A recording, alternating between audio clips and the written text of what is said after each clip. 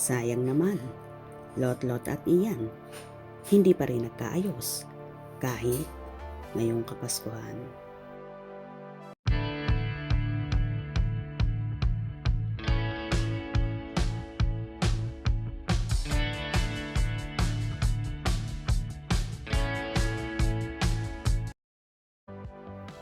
Nakikita sa mga post sa social media ang masayang selebrasyon ng Pasko ng bawat pamilya. Ang isa sa kapansin-pansin at hindi maiwasang magkomento ng ilan ay ang mga ipinost na celebration ng mga anak ng namayapang superstar Nora Aunor. Makikita sa video ang masayang Christmas party ng pamilya ni Lot-Lot de Leon kasama ang kanyang mga anak, at kahit ang dating asawang si Monching Gutierrez ay nandun din. Dumalo rin sa selebrasyong yon ang mga kapatid ni Lot-Lot na sina Matet, Kenneth at Kiko. Si Ian de Leon lang ang wala. Kaya may mga nag-comment na wala raw ang tunay na de Leon. Kamakailan lang ay ipinost din ni Lot-Lot ang pagbati sa kaarawan ni Kiko. Pero nung December 11 na 50th anniversary ni Ian ay wala kaming nakitang post si Lot-Lot na binati niya ang kapatid.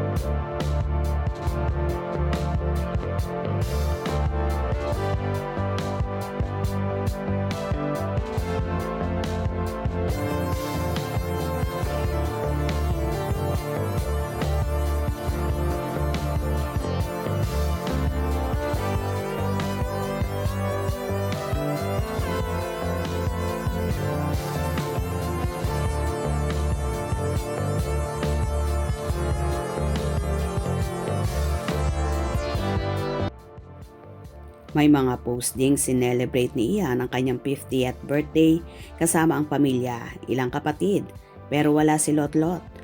May kuha ring nasa libingan ng mga bayani siya nung kanyang kaarawan kasama ang ilang fans na dumalaw sa puntod ni Ate Guy. Kasama niya roon si Kenneth at wala siyang kuhang kasama, si Lot-Lot. Kaya naman nandyan pa rin ang duda ng lahat na hindi pa rin sila okay na magkakapatid. Last September pa namin nakatsikahan si Lot-Lot at inamin nga niyang hindi sila nag-uusap ni Ian. Hindi na dinitalye ang dahilan ng kanilang hidwaan.